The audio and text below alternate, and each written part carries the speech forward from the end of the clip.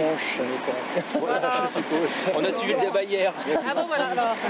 On est Vous ouvert vous pour on passe, non que vous l'avez trouvé informatif et utile par réflexion. Mais on verra bien.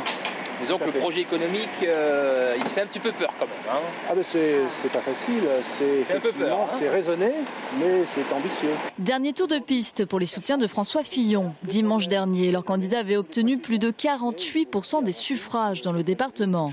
Cette divine surprise leur a fait pousser des ailes et les motive à continuer à se mobiliser jusqu'à ce soir. Objectif avoué, susciter un raz-de-marée pro-Fillon ce dimanche. Il ne faut surtout pas s'endormir sur ses lauriers parce qu'on est dans une primaire, il faut remobiliser, c'est pas évident pour un deuxième tour, que ceux qui l'ont porté vers ce deuxième tour reviennent voter parce que rien n'est jamais acquis en matière électorale et en politique.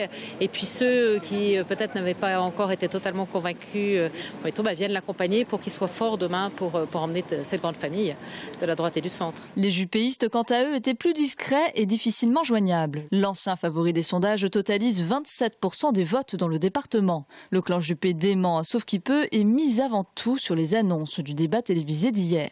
Le terrain est bien évidemment le plus important dans les débuts de cette campagne, mais je crois que les Français se sont fait réellement donner une position pour dimanche en écoutant le débat d'hier soir. C'était le plus important. Effet anti-Sarkozy ou véritable adhésion au projet de François Fillon. Le premier tour a attiré presque 10% des inscrits sur les listes électorales d'Indre-et-Loire.